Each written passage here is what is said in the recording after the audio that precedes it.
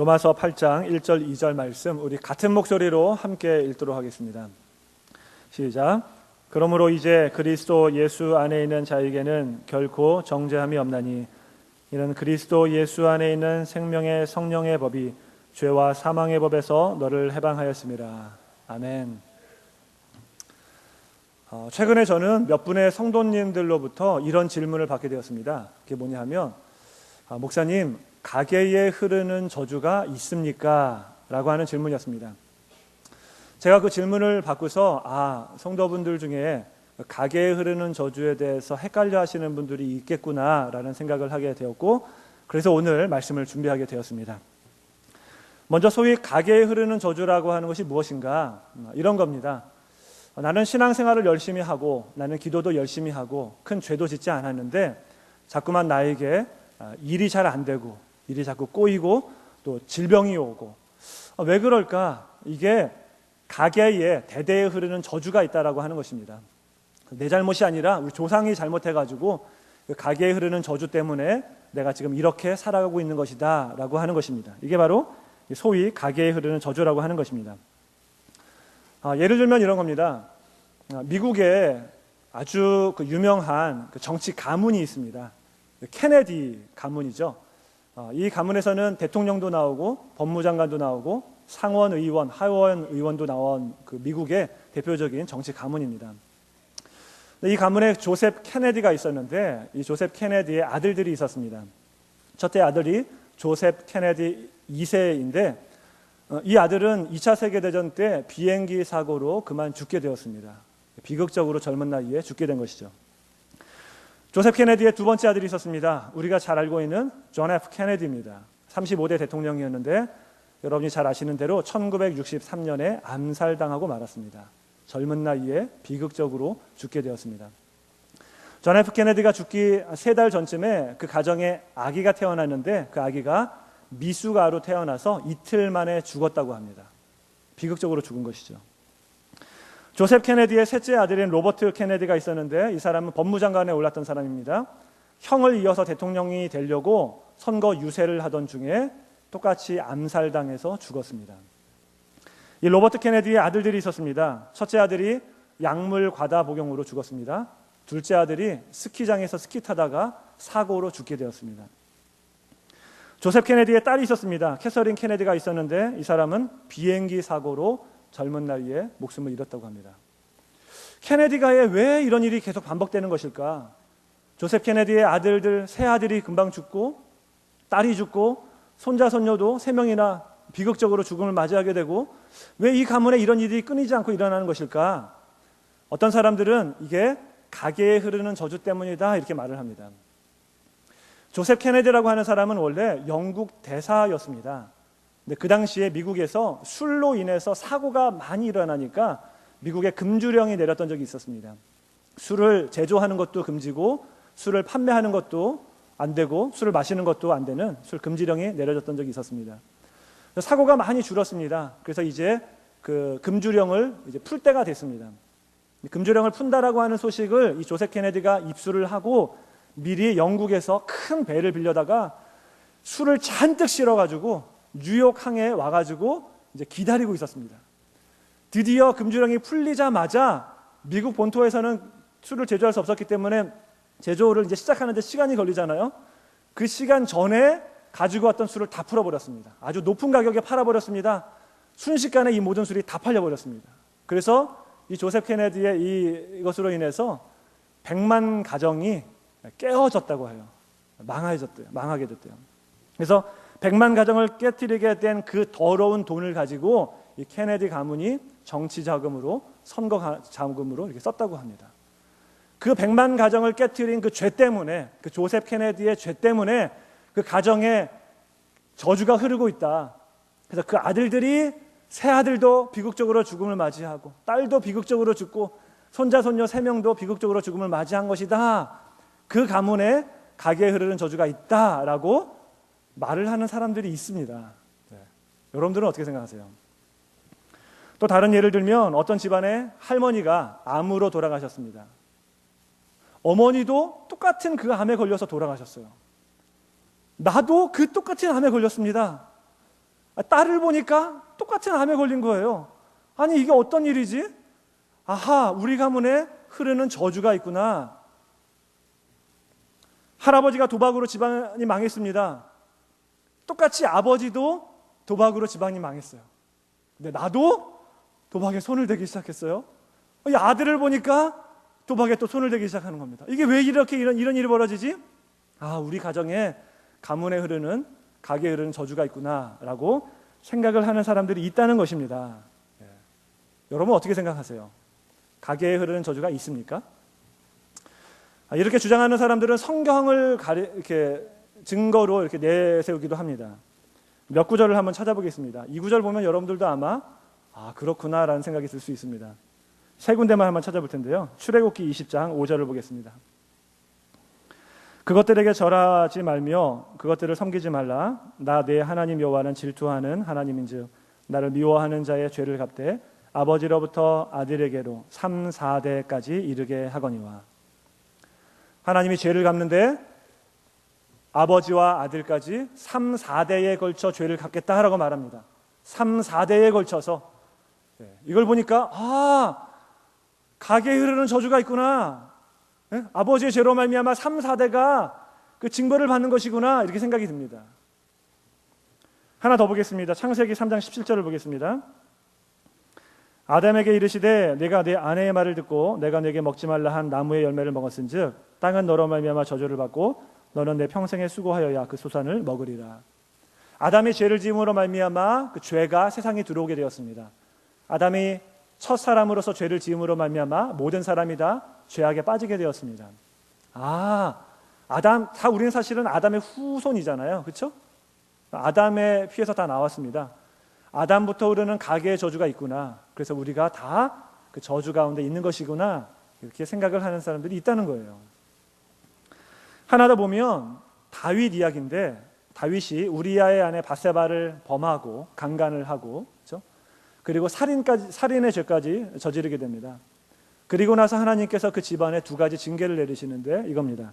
사무엘하 12장 10절 11절을 보면 이제 내가 나를 업신여기고 햇사람 우리아의 아내를 빼앗아 내 아내로 삼았은즉 칼이 내 집에서 영원토록 떠나지 아니하리라 하셨고, 여호와께서 또 이와 같이 이르시기를 보라 내가 너와 내 집에 재앙을 일으키고 내가 내 눈앞에서 내 아내를 빼앗아 내 이웃들에게 주리니 그 사람들이 내 아내들과 더불어 백주에 동침하리라. 두 가지 재앙을 내리신다라고 말합니다. 실제로 다윗 가문에 살인과 강간이 끊이지 않았습니다. 여러분이 잘 아시는 대로 다윗의 아들 암논이 다말을 범하죠. 강간을 합니다. 그것 때문에 암논의 그 오빠인 압살롬이 암논을 죽이잖아요. 아들끼리 서로 죽이는 겁니다. 압살롬은 반란을 일으켜서 다윗을 죽이려고 합니다. 그리고 다윗을 쫓아낸 다음에, 궁에서 쫓아낸 다음에 압살롬이 아버지의 후궁들과 대낮에 동침을 합니다. 그러니까 이 재앙들이 그대로 이루어진 거예요. 이런 거를 보니까 다윗의 죄 때문에 아들들이 이런 저주를 받는 것이구나, 가게에 흐르는 저주가 있는 것이구나 라고 생각하는 사람들이 있습니다. 이것 외에도 몇 군데 더 많이 있습니다, 성경에. 그러나 이 정도 보면 충분할 것 같아요. 이 정도 보면. 여러분들은 어떻게 생각하십니까? 가게에 흐르는 저주가 있는 것 같습니까? 없는 것 같습니까? 성경을 이렇게 딱 들이대니까 있는 것처럼 보입니다, 그렇죠? 그러나 이것은 성경 해석을 잘못한 겁니다. 성경을 잘못 본 거예요. 성경을 볼 때는 한 구절만 딱 이렇게 뽑아서 보는 것이 아니라 그 문맥과 또 성경 전체에 흐르는 문맥을 다 봐야 됩니다. 제가 지금까지 봤던 그 세 군데를 설명을 드리도록 하겠습니다. 첫 번째, 출애굽기 20장에 있는 내용인데 그 앞뒤 문맥을 다 같이 보겠습니다. 20장 4절부터 6절까지를 볼게요. 너를 위하여 새긴 우상을 만들지 말고 또 위로 하늘에 있는 것이나 아래로 땅에 있는 것이나 땅 아래 물속에 있는 것에 어떤 형상도 만들지 말며 그것들에게 절하지 말며 그것들을 섬기지 말라. 나 내 하나님 여호와는 질투하는 하나님인즉 나를 미워하는 자의 죄를 갚되 아버지로부터 아들에게로 3, 4대까지 이르게 하거니와 나를 사랑하고 내 계명을 지키는 자에게는 1000대까지 은혜를 베푸느니라. 아멘. 우리가 그냥 아무 생각 없이 보게 되면은 이게 좀 억울한 거 아니냐라는 생각이 듭니다.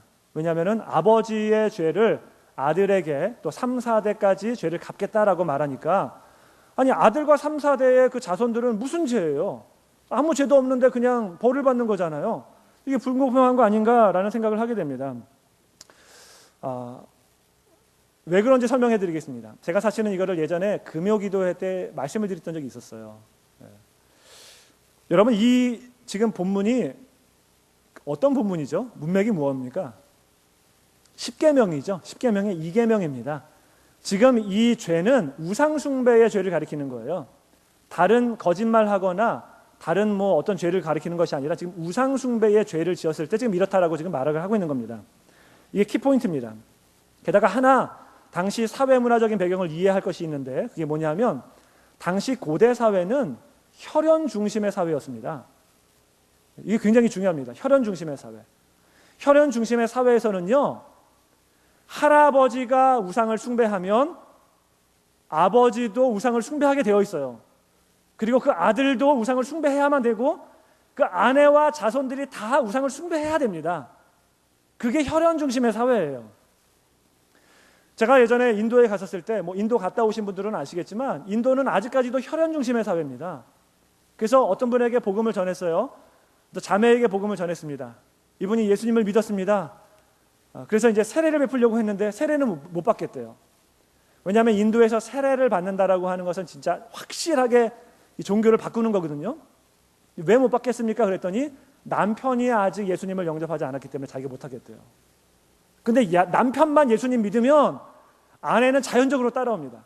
그 밑에 있는 자녀들도 자연적으로 따라와요. 선택의 여지가 없어요. 가장이 예수 믿으면 다 예수 믿게 되고, 가장이 예수 믿으면 친척도 데려오고 이웃도 데려오고 그 마을 전체가 다 예수 믿게 되는 거예요. 이게 혈연 중심의 사회입니다. 당시 고대 사회도 마찬가지입니다. 할아버지가 우상을 숭배하고 있기 때문에, 지금 이계명이라고 그랬죠. 우상을 숭배하고 있기 때문에 그 아들도 우상을 숭배하게끔 되어 있고 그 아들도 우상을 숭배하게끔 되어 있습니다. 그러면 왜 3, 4대냐? 왜 10대가 아니라, 왜 은혜를 베푸는 건 1000대라고 해놓고서 왜 죄를 갚는 건 1000대가 아니라 왜 3, 4대에만 말씀하시느냐 하면, 이게 한 세대가 같이 살아갈 수 있는 최대 범위입니다. 그렇죠? 할아버지, 아버지, 나, 우리 자손. 길어야 4대예요. 4대, 5대. 원문으로 보면 사실은 이게 5대거든요. 아무리 길어야 5대입니다. 그 당시에 할아버지가 우상을 숭배하면 지금 살고 있는 자자손손 3세대까지 지금 다 살아있는 거예요. 걔네들도 지금 다 같이 우상을 숭배하고 있는 겁니다. 따라서 그 우상을 숭배하고 있는 그들에게 벌을 내리시겠다라고 하는 거예요. 자녀들은 우상을 숭배하지도 않았는데, 죄도 없는데 지금 그러니까 벌을 가하신다라고 그런 얘기가 아닙니다. 다 지금 우상 숭배를 하고 있기 때문에 3, 4대까지 벌을 내리신다라고 하는 겁니다. 그래서 5절에 보면은 나를 미워하는 자의 죄를 갚되 아버지로부터 아들에게로 3, 4대까지 이르게 하거니와 라고 되어 있는 부분을 원문으로 직역을 하게 되면은 이런 얘기입니다. 우리 성경으로 보게 되면 나를 미워하는 자의 죄를 갚되, 이것이 꼭 아버지에게만 해당되는 것처럼 보여요. 그렇죠?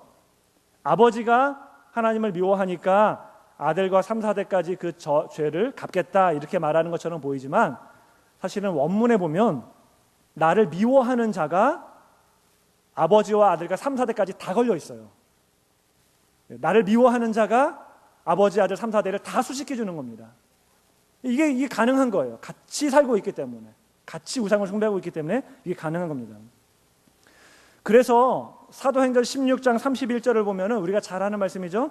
주 예수를 믿으라, 그리하면 너와 네 집이 구원을 받으리라. 아니 어떻게 네 집이 구원을 받죠? 예수님 믿으면 내가 구원을 받는 것이지 내가 믿으면 우리 집안이 구원받습니까? 아니에요. 내가 믿으면 내가 구원받는 겁니다. 내가 믿더라도 우리 가족들이 믿지 않으면 구원을 못 받는 거예요. 그러나 그 당시 사회를 이해하면 이게 이해가 됩니다. 왜요? 혈연 중심의 사회예요. 가장이 믿으면 집안이 다 믿게끔 되어 있어요. 그래서 주 예수를 믿으라, 그래야면 너와 내 집이 구원을 받을 수 있게 되는 겁니다. 혈연 중심의 사회이기 때문에 그렇습니다. 지역출애굽기 20장 4절 5절의 말씀은 아버지의 죄 때문에 아들도 또 3, 4대의 자손들도 아무 죄도 없는데 그냥 저주를 받는다라고 하는 가계에 흐르는 저주를 말해주고 있는 구절이 절대로 아닙니다.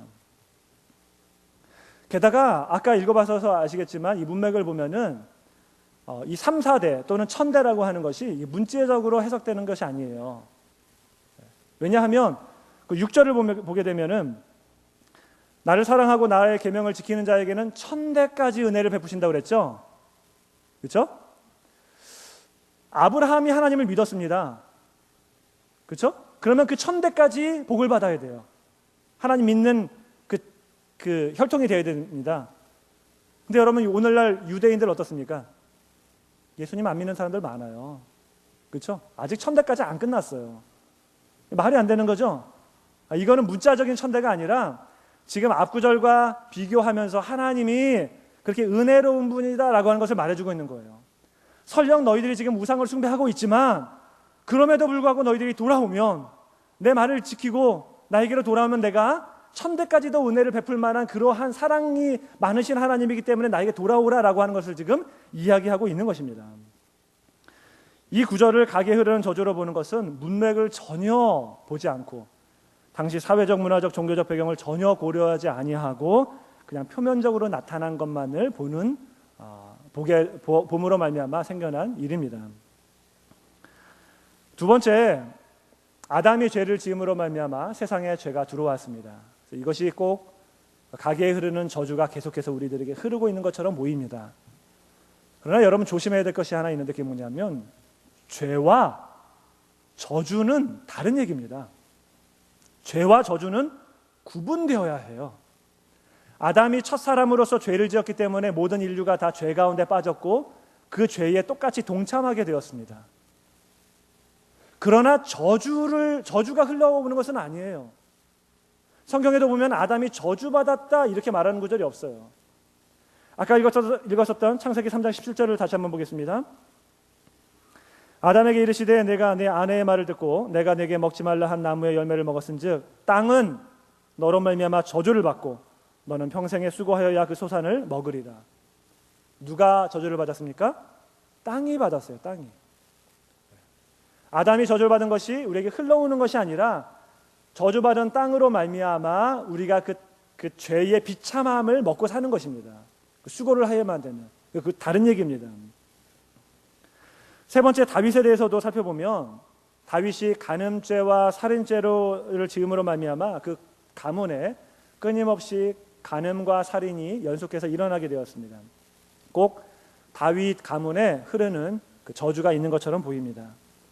그런데 다윗에게도 이 재앙을 내리시면서 저주라고 말씀하셨던 적이 한 번도 없습니다. 그리고 어떻게 보면은 이 암논과 압살롬이 굉장히 억울해 보이죠. 그렇죠? 아버지의 죄 때문에, 다윗의 죄 때문에 이런 재앙이 내려진 거잖아요. 칼이 끊이지 않겠다. 그렇죠? 아버지의 그런 죄 때문에 자녀들에게도 이런 악이 계속해서 나타나고 있습니다. 한편에서는 억울해 보이지만 사실은 그렇지 않아요. 성경에서는요, 모든 것을 다 기록하고 있는 게 아닙니다. 그걸 조심하셔야 돼요. 쉽게 설명을 하면 이런 겁니다. 다른 얘기를 좀 들면 사무엘하 24장에 보면 다윗이 인구조사를 합니다. 그게 하나님께 큰 죄가 됐죠. 그렇죠? 그래서 그 죄 때문에 전염병으로 7만 명이 죽습니다. 그럼 그걸 읽으면 아니 7만 명이 무슨 죄야? 다윗 한 사람이 죄를 졌는데 어떻게 7만 명이 다 죽을 수 있지? 이거 너무 억울한 거 아니냐라고 하는 의문이 들어요. 우리들에게. 여러분은 전혀 의문이 안 들었습니까? 저는 읽으면서 왜 그런가 했었는데 어렸을 때. 근데 여러분 성경에서는 모든 것을 다 기록하고 있지 않습니다. 7만 명의 일거수일투족을 성경이 다 기록하고 있지 않아요. 그 7만 명이나 되는 사람들이 다 경건하고 의로운 사람들이 아니에요. 성경이 기록하고 있지 않아요.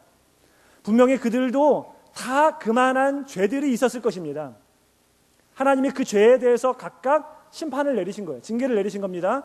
근데 마침 다윗의 그 징계와 맞물려서 한꺼번에 그 전염병으로 인하여서 7만 명을 다 죽이게 되신 것입니다. 따라서 다윗의 아들들이 이게 억울한 게 아닙니다. 본인들의 징계는, 본인들의 재앙은 다 본인들의 잘못했기 때문에 받게 되는 것입니다. 사실은 이러한 재앙들은 다윗에게 주어진 재앙이었습니다. 아들들이 서로 강간하고 서로 살인하고 반란을 일으키고 이런 것들을 보면서 사실은 제일 마음 아파할 사람이 누굽니까? 네? 다윗입니다. 다윗 자손. 다 이 모든 일들이 다윗이 살아있을 때 일어났거든요. 다윗이 그것을 보면서 얼마나 탄식했을까요? 얼마나 슬퍼했을까요? 막 눈에서 막 피눈물이 났을 것입니다. 내 죄 때문에 이런 일이 벌어졌구나 라고 하면서. 사실은 다윗에게 내린 재앙이었습니다. 따라서 다윗의 이런 것들을 보면서 가게에 흐르는 저주가 있다라고 말할 수 없어요. 만약에 다윗에게 가게에 흐르는 저주가 있었다라고 한다면요, 다윗은 아마 그걸 끊으려고 했을 것입니다. 왜냐하면 자기 자녀들에게 이런 일들이 막 벌어지고 있잖아요. 이게 가게에 흐르는 저주 때문에 그렇구나. 이걸 아마 끊으려고 했었을 텐데 성경 어디에도 다윗은 가게에 흐르는 저주를 끊으려고 했다라고 하는 구절이 하나도 없어요. 게다가 만약에 가게에 흐르는 저주가 있다고 한다면 말이 안 되는 게, 여러분 다윗의 가문에서 누가 태어납니까? 예수님이 태어나요. 한 번도 가게의 저주를 끊은 적이 없습니다. 예수님이 태어나요. 말이 안 되죠. 말이 안 됩니다. 물론 제가 말씀드리는 것이 죄의 영향력이 없다라고 말씀드리는 것은 아닙니다. 죄의 영향력은 분명히 있습니다. 예를 들면 부모가 도박에 빠졌던 사람은 그 자녀들이 그걸 보고 자랐기 때문에 그 도박에 빠질 가망성이 다른 사람들보다 훨씬 많습니다. 부모가 약물 중독에 빠졌던 사람들은 자녀가 그걸 보고 자랐기 때문에 그 환경적인 죄의 영향력 때문에 그 약물 중독에 빠질 가망성이 훨씬 많습니다. 그러나 나는 아무 잘못도 없는데 부모의 죄 때문에, 부모의 그 저주 때문에 나에게도 저주가 흘러 들어온다. 그런 것은 성경적으로 맞지 않다는 것입니다. 성경은 그렇게 말하고 있지 않아요. 성경은 이렇게 말하고 있습니다. 신명기 24장 16절을 한번 보겠습니다. 중요한 구절이기 때문에 같이 한번 읽겠습니다. 시작. 아버지는 그 자식들은 그 아버지로 말미암아 죽임을 당하지 않을 것이니 각 사람은 자기 죄로 말미암아 죽임을 당할 것이니라. 자기 죄로 말미암아 죽임을 당한다고 말합니다. 에스겔 18장 20절을 보겠습니다. 같이 읽겠습니다. 시작. 범죄하는 그 영혼은 죽을지람 아들은 아버지의 죄악을 담당하지 아니할 것이요 아버지는 아들의 죄악을 담당하지 아니하리니 의인의 공의도 자기에게로 돌아가고 악인의 악도 자기에게로 돌아가리라. 자기의 죄 때문에 자기가 징계를 받는 것이지, 나는 아무 죄도 없는데 조상을 잘못 만나서 조상의 저주가 나에게까지 흐른다, 이런 게 아닙니다. 이렇게 말하고 있는 사람들은 어디서 출발한 거냐 하면요, 성경에서 출발한 것이 아니라 경험에서 출발한 거예요. 이렇게 되어지는 일들을 보니까 이게 이렇구나. 텍스트에서 출발해서 컨텍스트로 가야 되는데 거꾸로 컨텍스트에서 출발해서 텍스트로 간 겁니다. 성경을 잘못 본 겁니다. 그렇게 보서는 안 됩니다. 한국에서 가게에 흐르는 저주를 주장하던 목사님이 계셨습니다. 이분이 책도 2권이나 쓰셨어요. 가게에 흐르는 저주를 끊어야 산다, 가게에 흐르는 저주가 있다, 뭐 이런 책으로 2권을 썼어요. 15년 전 일입니다. 불티나게 팔렸어요. 많은 책이 팔렸습니다. 읽어보신 분도 아마 있을 것입니다. 이분이 15년간 가계 저주론에 대해서 연구해서 썼던 책입니다. 굳건한 믿음이었어요, 이분의. 근데 재작년 2013년에 이분이 한 기독교 신문에 글을 냈습니다. 뭐냐면 가계에 흐르는 저주는 없다. 가계의 저주론은 잘못됐다. 자기가 잘못됐음을 회개하고 반성하고 자기가 무엇가 잘못됐었는지 다 일목요연하게 정리를 하고 자기가 팔았던 그 책의 수익금들은 그것을 가지고 자기를 위해서 사용하지 않고 다 교회를 위해서 사회에 환원하겠다라고 썼던 글이 있습니다. 그분은 한국에서 그 가계 저주론의 대부격이에요. 15년간 연구했으니까, 책도 냈으니까, 그렇죠? 그분이 회개하고 돌아왔어요. 근데 대부는 돌아왔는데 아직까지도 그 책을 읽었던 영향력간에 있었던 사람들은 아직까지도 가게에 흐르는 저주가 있다라고 이렇게 외치고 있는 사람들이 실제로 있습니다. 왜 그런지 모르겠어요. 이게 왜 이렇게 중요한가? 여러분, 사실은 이게요, 목회적으로 보면요, 가게에 흐르는 저주가 있다라고 하는 것이 굉장히 유익해요. 여러분에게만 말씀드리지만 목회적으로 보면 이게 굉장히 유익합니다. 왜냐하면 여러분들 성도분들 중에 신앙생활 열심히 하시는 분들 많아요. 기도 열심히 하고 주일 빠지지 않고 11조 생활 열심히 하고 헌금 생활 열심히 하고. 근데 생활하는 걸 보면 너무나 어렵게 삽니다. 고난의 연속이에요. 병도 오고 막 그럽니다. 자녀들도 막 사고치고 막 이래요. 목사님이 이렇게 말할 수 있죠. 형제님, 그 왜 그러냐 하면 가게에 흐르는 저주가 있어서 그래요. 그거 끊어야 됩니다. 앞으로 1년간 새벽 예배 하루도 빠지지 말고 기도하십시오. 여러분, 그러면 그 사람이 정말 새벽 기도 나와서 하루도 빠지지 않고 새벽 기도 나와서 기도할까요? 안 할까요? 기도합니다. 1년간 새벽 기도 빠지지 않고 나오면 가게에 그 흐르는 저주가 끊어진다는데, 내가 아무 잘못도 없는데 이런 일들이 벌어지고 있는데 이거 끊으면 이제 잘 살 수 있다는데 하죠. 당연히 합니다. 그렇죠? 교회가 부흥할 수 있어요. 헌금하셔야 됩니다. 그래야 가게 저주가 끊어집니다. 그러면 헌금합니다. 왜 안 해요? 그거 헌금만 하면 가게 흐르는 저주가 끊어진다는데, 그렇죠? 목회적으로 보면 굉장히 유익해요. 그러나 그렇게 말해서는 안 됩니다. 왜요? 성경이 말하고 있는 바가 아니기 때문에 그래요. 성경이 그렇게 말하고 있지 않습니다. 가게에 흐르는 저주는 위험성이 있습니다. 아주 중요한 위험성 3가지를 말씀드리려고 합니다. 첫 번째는 가게에 흐르는 저주를 주장하는 것은요, 원래 이 신앙 이 자체가 기복신앙에 기반을 두고 있습니다. 기복신앙, 복을 받겠다라고 하는 신앙에 기반을 둔 그런 믿음입니다. 나는 죄를 짓지도 않았어요. 나는 신앙생활을 잘하고 있어요. 헌금 생활도 잘하고 있습니다. 근데 자꾸 안 좋은 일이 벌어지는 거예요. 이게 왜 그렇지? 가게에 흐르는 저주가 있구나. 이걸 끊어야 되는구나. 이것만 끊으면 내가 이제 잘 살 수 있게 되는구나. 이것만 끊으면 질병이 없어지는구나 라고 하는 생각을 하게 된다는 거예요. 목적이 뭡니까? 잘 살기 위해서예요. 기복신앙입니다. 이 땅에서 살면서 잘 먹고 잘 살기 위해서 지금 이런 주장을 하는 겁니다. 여러분, 하나님이 축복하면 인간들이 행복합니까? 맞죠? 하나님이 축복하면 인간이 행복합니다. 이거 맞습니다. 그렇죠? 아니에요? 맞죠? 하나님이 축복하면 인간들이 행복하죠. 우리가 행복합니다. 그런데 이거를 주어와 수어를 바꾸어서 사람이 행복한 것은 하나님이 축복했기 때문입니까? 그렇지 않습니다. 이 반대는 해당되지 않아요. 성립되지 않습니다. 마찬가지로 하나님이 저주하시면 인간은 불행해집니다. 이거 맞아요. 그러나 인간의 불행을 보고 하나님이 저주하셨다라고 말할 수 없습니다. 이 이야기를 하고 있는 것이 욥기잖아요. 욥이 아무런 잘못도 안 했는데도 불구하고 아들들이 죽고 자녀들이 죽고 가산 탕진하고 병까지 얻어가지고 고생을 합니다. 그때 욥의 친구들이 와서 뭐라고 그래요? 야, 너 지금 고생하고 이렇게 불행한 것을 보니까 너 죄를 졌구나.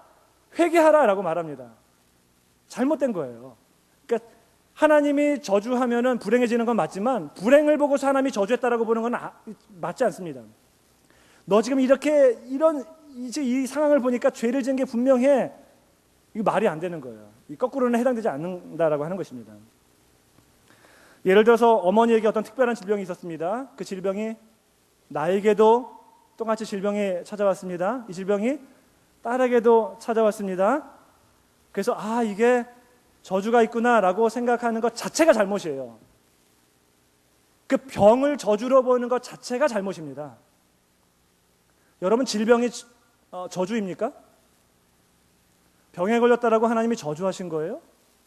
예수 믿는 자들에게는 아닙니다. 가난이 저주입니까? 아니에요. 가난이 저주가 아닙니다. 어떤 가난한 사람이 있었습니다. 이 사람이 너무나 가난하기 때문에 하나님만 의지할 게 없었어요. 의지할 분이 없었습니다.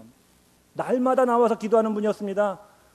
너무나 가난하기 때문에 예배도 빠지지 아니하고 헌금도 꼬박꼬박하고 하나님만 의지하였습니다. 어느 날 이 사람에게 대박이 났어요. 돈을 많이 벌었습니다. 편안한 생활을 할 수 있게 되었습니다.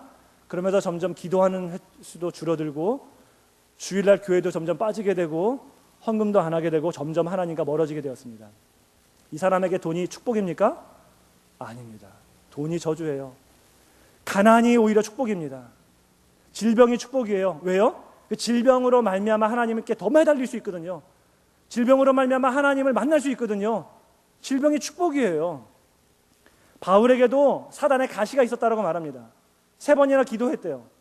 3세 기도한 게 아니라 여러 번 기도했다는 거죠. 많이 기도했습니다. 고쳐주시지 않으셨어요. 그러면서 사도 바울이 고백하는 것이 무엇입니까? 이것으로 말미암아 내가 하나님을 만났고, 자기가 교만해지지 않기 위해서 하나님이 주셨구나, 내가 약할 때 강함 대신에 하나님을 만났다라고 고백을 합니다. 그 육체의 가시가, 그 질병이 사실은 하나님을 만나는 축복입니다. 그런데 가게에 흐르는 저주가 있다라고 말하는 사람들은 질병 자체를 저주로 보고 있습니다. 가난 자체를 저주로 보고 있어요. 고난 자체를 저주로 보고 있습니다. 기복신앙에서 비롯된 것입니다. 며칠 전에도 큐티했던 내용 중에 나오잖아요. 요한복음 9장에 보면 한 소경이 있었는데 사람들이 와가지고 이 사람이 소경된 것이 자기 죄 때문입니까? 부모의 죄 때문입니까? 이렇게 말하잖아요. 예수님께서 뭐라고 말씀하십니까? 자기의 죄 때문도 아니고 부모의 죄 때문도 아니고 하나님이 그에게 나타내시려고 하는 것이 있다라고 말씀하시잖아요. 질병이 저주가 아닙니다. 하나님의 영광을 위해서 하나님이 특별하게 사용하시는 방법 중에 하나예요. 섭리 중에 하나입니다. 예수님을 믿는 자들에게는 그러한 저주가 없습니다. 두 번째, 가게에 흐르는 저주의 위험성은 책임을 전가하는 신앙이 돼요. 책임을 전가하는 신앙. 나는 열심히 신앙생활 하는데 조상 잘못만 나가지고 이 저주 때문에 이게 나한테 흘러온다. 자기 죄는 전혀 생각하지 않아요. 깨닫지 못합니다. 남에게 책임을 전가합니다. 굉장히 위험한 신앙입니다. 세 번째, 가장 중요한 것은요, 가장 중요한 위험성은 중요한 겁니다. 사실은 이 얘기를 하려고 지금까지 온 거예요. 지금부터 잘 들으셔야 됩니다. 조시는 분들은 이제 정신을 바짝 차리고 이제 따라오시기 바랍니다. 위험성은 뭐냐면 가게에 흐르는 저주는 십자가의 복음을 무효화시킵니다. 예수 그리스도의 십자가를 무효화시키는 것이 가게에 흐르는 저주를 믿는 신앙입니다. 오늘 본문을 다시 한번 읽어보겠습니다. 로마서 8장 1절부터 2절까지 중요하니까 같이 한번 읽어보겠습니다. 시작. 그러므로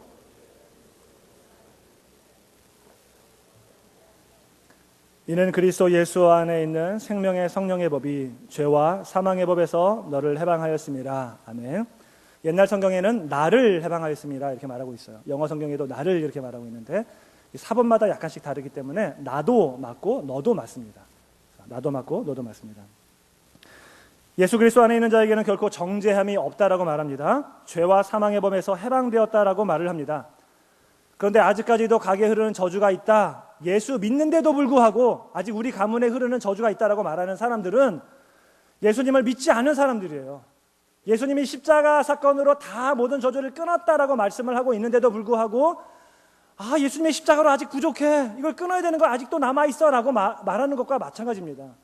예수님의 십자가를 더 이상 믿지 않는 것입니다. 예수 그리스도의 십자가의 복음을 무효화시키는 것입니다. 그래서 위험한 거예요. 우리는 예수 그리스도를 믿음으로 말미암아 결코 정죄함이 없게 되었습니다. 죄와 사망의 법에서 해방되었습니다. 믿으십니까? 네. 제가 이거를 위해서 예를 하나 드리겠습니다. 삼공부 시간인지 금요 기도회 때인지 제가 한번 말씀을 드렸던 것 같은데 아주 좋은 예인 것 같아요. 저희 할머니께서 91살에 돌아가셨습니다. 굉장히 장수하셨죠. 평생토록 예수님을 믿지 않으셨습니다. 그러다가 돌아가시기 1년 전에 극적으로 예수님을 믿고 돌아가셨습니다. 천국에 가셨습니다. 평생토록 예수님을 믿지 않았기 때문에 젊었을 때에 무당을 불러다가 굿도 하고 부적도 붙이고 점집에도 가고 또 절에도 가서 하고 이랬었습니다. 근데 이제 돌아가시게 되었어요. 평생토록 시골에서 제 작은아버지와 함께 사셨는데 저희들은 잘 몰랐죠. 근데 할머니가 돌아가신 다음에 작은아버지께서 그러는 겁니다. 사실은 할머니가 살아계실 때 무당을 불러서 굿을 하면서 부적을 하나 받아서 처마 밑에 달아놨다는 거예요. 근데 이제 할머니가 돌아가셨기 때문에 이거를 떼야 된다고 합니다. 근데 이걸 떼려면 아무나 못 만지고, 왜냐면 큰일 나죠.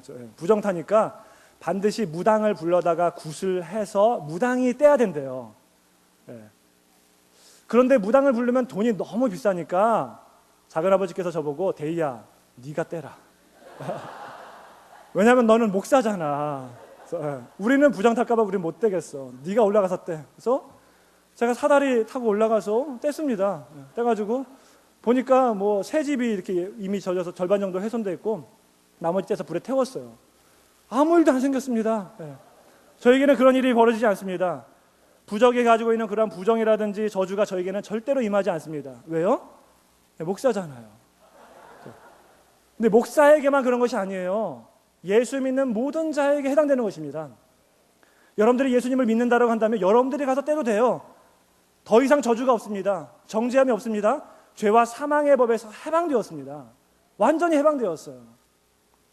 여러분 가운데 혹시 믿지 않을 때에 무당 굿을 했거나 또 부적을 또 받은 사람이 있거나 절에 가서 시주를 한 사람이 있다고 한다면, 교회 나오는데도 불구하고 아직까지도 그게 마음 한구석에 뭔가 캥기는 게 있다고 한다면 여러분 자유로우시기 바랍니다. 정말 예수님을 믿는다고 한다면 결코 정죄함이 없습니다. 모든 저주가 다 끊어졌습니다. 죄와 사망의 법에서 해방되었습니다. 오늘 본문에서 분명히 그렇게 말씀하고 있습니다. 믿으십니까? 예. 여러분, 우주에 가면 중력이 없죠. 중력의 법칙이 없습니다. 그렇다고 법칙이 없는 게 아니라 무중력의 법칙이 존재합니다. 물론 이제 달이라든지 어떤 별에 가면은 약간의 중력이 존재하긴 합니다. 거의 없는 것과 마찬가지입니다. 중력이 없어요. 중력의 법칙이 없습니다. 그래서 거기에는 공기가 없어서 사람이 숨을 쉴 수 없습니다. 뭔가 장비가 있어야 됩니다. 우주에는 생명이 없어요. 생명이 없습니다. 여러분, 우주에서 임신이 가능할까요? 네? 제가 얼마 전에 본 그 과학 아티클을 보니까 우주에서는 남자와 여자의 수정 자체가 불가능하대요. 굉장히 힘들다고 합니다. 거의 불가능하대요. 중력이 없기 때문에. 근데 기적같이 어떻게 해가지고 수정이 됐다고 하더라도 엄마 뱃속에서 우주에서 잘 자라날 가망성이 거의 없대요. 불가능하대요.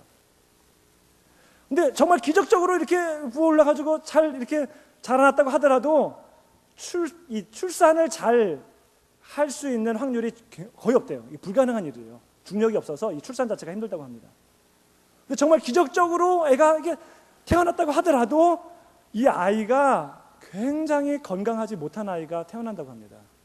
지구에서 태어난 아이보다 정말로 약해가지고 좀 걷다가 그냥 픽 쓰러져서 죽을 정도의 아이가 태어난다고 해요. 여러분, 우주에는 중력이 없습니다. 생명력이 없어요. 그래서 살아갈 수 있는 것이 아닙니다. 그러나 일단 지구 안으로 들어오기만 하면 중력의 법칙이 존재합니다. 숨을 쉴 수가 있어요. 그렇죠? 자유롭게 임신하고 출산하고, 우리 교회 요즘에 막 너무 신났어. 그렇죠? 막 순풍순풍 막 많이 낳고 있는데 너무 좋은 겁니다. 그렇죠? 예. 중력이 작용하기 때문에 건강한 아이들을 막 낳을 수 있습니다. 이 안에 생명력이 있습니다. 영적인 세계도 마찬가지입니다. 예수님을 믿지 않을 때에는 죄와 사망의 법이 적용했습니다. 그러나 일단 예수 안으로 들어오기만 하면, 예수님을 믿기만 하면 이제는 이 가운데에는 더 이상 죄와 사망의 법이 존재하지 않습니다. 생명과 성령의 법이 존재합니다. 이 가운데는 생명이 있어요. 살아날 수 있습니다. 더 이상 옛날의 그 법이 존재하는 것이 아닙니다. 그래서 더 이상 죄와 사망의 법이 존재하지 않는다는 말은, 잘 들으셔야 됩니다. 이거 오해하지 마시고 조심해서 들으셔야 됩니다. 이것만 듣고 주무시면 안 돼요. 계속 설명을 할 거니까. 예. 죄와 사망의 법이 적용되지 않는다는 말은 예수님을 믿으면 죄를 지어도 천국 간다는 말입니다. 믿으십니까? 예수님 믿으면 죄 지어도 천국 간다는 말입니다. 조심해서 들으셔야 됩니다. 이 말을 듣고서 예수 믿으면 죄 지어도 천국 가는구나, 잘 됐다, 내가 이제부터 죄를 열심히 잘 지어야지, 자유롭게 지어야지 라고 생각하는 사람이 있다면 그분은 예수님 믿는 사람이 아니에요. 절대 믿는 사람이 아닙니다. 예수님 믿는 사람은 그렇게 반응하지 않습니다. 예수님 믿는 사람은 예수 믿으면 죄 지어도 천국 간다라고 하는 말을 들었을 때 정말 감사합니다. 감격해요. 하나님, 어떻게 나 같은 죄인을 구원해 주셨는지요. 내가 죄를 지었는데도 불구하고 예수 그리스도의 십자가로 말미암아 내가 구원을 받을 수 있다고요? 어떻게 이런 일이 가능하죠? 하나님, 감사합니다. 내가 더 이상 죄를 짓지 않고 정말 정결하게 살아가겠습니다. 이것이 정말 믿는 사람들의 반응입니다. 로마서 8장 33절 34절에서 그렇게 이렇게 말합니다. 누가 능히 하나님께서 택하신 자들을 고발하리요? 의롭다 하신 이는 하나님이시니 누가 정죄하리요? 예수 믿는 사람들은 정죄함이 없다라고 말합니다. 죄를 지어도 정죄함이 없어요. 하나님께서 깨끗하게 해주셨습니다.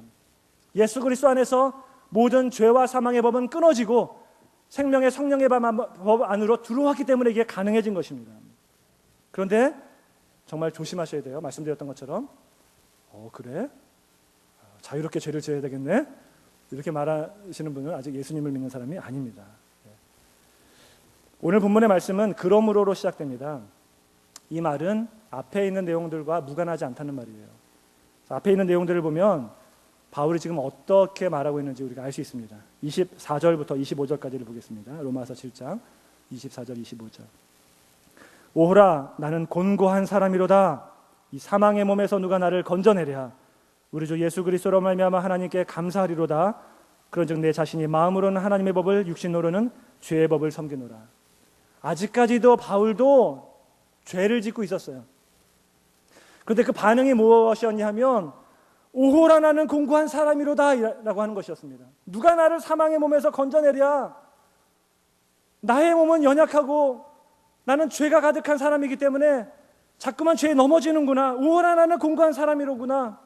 누가 나를 이 사망의 몸에서 건져내랴. 그러면서 예수 그리스도밖에 없다라고 하는 것을 지금 25절에서 또 우리가 읽었던 로마서 8장 1절 2절에서 말을 하고 있는 겁니다. 이것이 믿는 사람과 믿지 않는 사람의 반응의 차이입니다. 같은 죄를 짓더라도 반응이 완전히 달라요. 예수 믿지 않을 때는요, 거짓말 하나가 죄로 여겨지지 않았습니다. 뭐 다 하는데 그 거짓말을 그렇죠, 죄예요. 남을 비방하는 거 죄가 아니라 달콤한 거였습니다. 재밌는 거였어요. 예수님을 믿었습니다. 예수님을 믿고 나니까 그 죄, 아주 간단한 죄 하나도 이제 큰 죄로 여겨지게 되었어요. 하나님 어떻게 내가 이런 죄를 질 수 있죠? 내가 예수님을 믿는다고 하는데 어떻게 이런 죄를 질 수 있습니까? 라고 탄식하고 있는 게 지금 사도 바울의 얘기예요. 오호라 나는 곤고한 사람이로다. 사도 바울이 엄청난 죄를 져가지고 이렇게 말하는 것이 아니라 연약하기 때문에 넘어질 수밖에 없는 그 죄 때문에 지금 이렇게 탄식하고 절규하는 것입니다. 예수님을 믿음으로 우리는 생명의 성령의 법의 지배를 받게 되었습니다. 그 말은 이제 막 살아도 된다는 얘기가 아니에요. 그것이 아니라 이제는 생명의 성령의 법 아래에 있기 때문에 생명의 성령의 법대로 살아가야 합니다. 예수님 믿기 때문에 아무렇게나 막 살아도 된다는 얘기가 아니에요. 죄와 사망의 법에서 끊어졌기 때문에 아무렇게나 막 살아도 된다는 얘기가 아니라 이제 생명의 성령의 법 안에 있기 때문에 그 생명의 성령의 법 가운데 그 법대로 살아가야 된다고 한 얘기예요. 우주에는 중력이 없기 때문에 생명이 없다라고 말씀을 드렸습니다. 그런데 일단 지구 안에 들어오면 중력이 작용하기 때문에 이 가운데 생명이 있어요. 그렇다고 해서 이 가운데 생명이 있다고 해서 이 가운데서 막 살아도 되는 건 아닙니다. 그렇죠? 왜냐하면 중력의 법칙이 작용하기 있기 때문에 무시하면 안 돼요. 이 안에 생명이 있으니까 내가 우주에서 살던 것처럼 무중력 상태대로 내가 살아야지 그러면서 빌딩에서 떨어지시면 안 됩니다. 왜냐하면 여긴 중력이 작용하기 때문에 그 법칙을 지켜야 돼요. 떨어지면 죽는 거예요. 그렇죠? 무중력처럼 생각해서 그것대로 살아가시면 안 됩니다. 마찬가지예요. 예수님 믿는다라고 하는 것이 그겁니다. 예수님 믿음으로 말미암아 죄와 사망의 법이 다 끊어졌습니다. 이제 생명의 성령의 법 가운데 살아가고 있지만 막 살아도 된다라고 하는 말이 아니라 이 가운데 지켜야 될 생명의 성령의 법이 있는데 그 법대로 살아갈 때 하나님께서 풍성한 삶을 주신다라고 하는 것입니다. 예수님을 믿는 사람이 짓는 죄와 믿지 않는 사람이 짓는 죄는 차원이 달라요. 어느 권사님이 어느 여자분을 자매님을 이제 전도했습니다. 전도해가지고 교회에 이제 가까스로 왔어요. 예배를 드리기 시작했습니다. 아직 인격적으로 만난 건 아니에요. 어느 날은 이제 기도회도 한번 따라가야지 그래서 기도회까지 찾아왔습니다. 옆에서 권사님이 기도하시는데 권사님이 막 대성통곡을 하시면서 기도하는 거예요. 하나님 용서하여 주옵소서 그러면서 막 회개하면서 눈물 콧물 다 쏟아가면서 막 울면서 막 기도를 합니다. 그 광경을 옆에서 보고 있던 이 여자분이 아니 권사님이 도대체 무슨 죄를 저렇게 크게 졌길래 저렇게 아니 권사님 아주 예수님도 믿고 아주 좋으신 분인 줄 알았는데 어마어마한 죄를 지었나 보다. 그러니까 저렇게 대성통곡하면서 기도를 하지. 이거 맞습니까? 아니에요. 그렇죠? 아닙니다. 그래서 그렇게 기도하는 거 아니에요. 내가 지은 작은 죄도 이것조차도 정말로 마음에 안타까워서 그것조차도 회개하며 기도하는 것이고, 그 회개를 하나님이 받아주시고 나를 구원시켜 주신 것이 너무나 감사해서 눈물이 흘리지 않을 수 없을 정도로 감격해서 눈물을 흘리면서 기도를 하고 있는 겁니다. 세상 사람들은 그걸 이해를 하지 못합니다. 믿는 사람과 믿지 않는 사람은 완전히 다릅니다. 정말 중요한 것은 예수님을 믿는 것입니다. 예수 안에 있으면 정죄함이 없습니다. 예수 안에 있으면 죄와 사망의 법에서 해방되어 생명의 성령의 법 안에 살게 되는 것입니다. 그런데 여러분, 아직까지도 우리 가운데 예수님을 믿지 않으신 분이 있는 것 같습니다. 좀 안타까워요. 믿는다라고 말은 하지만, 교회는 다니지만 아직까지도 정말로 예수님을 인격적으로 만나지 못하신 분들이 있는 것 같습니다. 목사님, 그걸 어떻게 알 수 있습니까? 목사들은 알 수 있습니다. 하나님께서 목사들에게는 특별한 은사를 주셨어요. 믿지 않는 사람과 믿는 사람을 구별할 수 있는 능력, 그리고 한눈에 알아볼 수 있는 건 아니라, 성경에도 보면 그 열매로 알리라라고 그랬잖아요. 보면 알 수 있습니다. 그렇다고 100% 맞는 건 아닙니다. 그렇다고 하나님께서 이 사람은 믿는 사람이고 저 사람은 믿지 않는 사람이야 판단하라고 주신 것이 아니라, 목사들에게는 그들을 위해서 기도하라고, 그 영혼을 위해서 애통해하는 마음으로 기도하라고 주신 것 같습니다. 여러분, 정말로 예수님 안에 들어오시기 바랍니다. 마음을 여시고 예수님을 믿으시기 바랍니다. 말씀을 맺겠습니다. 예수님을 믿는 자에게는 가계에 흐르는 저주 없습니다. 어떤 병에 걸렸을 때에 내가 이 저주받아서 그렇구나, 절대 아닙니다. 예수 안에 있으면 어떠한 저주도 없습니다. 내 아이가 나의 안 좋은 모습이 자꾸 막 유전되는 것 같아요. 내가 지었던 죄를 똑같이 짓습니다. 이게 가계에 흐르는 저주가 있구나, 절대 아닙니다. 예수 안에 있는 자에게는 정죄함이 없습니다. 죄와 사망의 법에서 해방되었습니다. 내가 하고 있는 일들이 잘 안 된다고 해서, 내가 하고 있는 일들이 막 꼬이고 다른 사람들은 막 잘 되는데 막 질병이 찾아오고 고난이 찾아온다고 해서 우리 가문에 저주가 있구나, 절대 그게 아닙니다. 그리스도 안에 있는 자에게는 결코 정죄함이 없다라고 말씀을 하고 있습니다.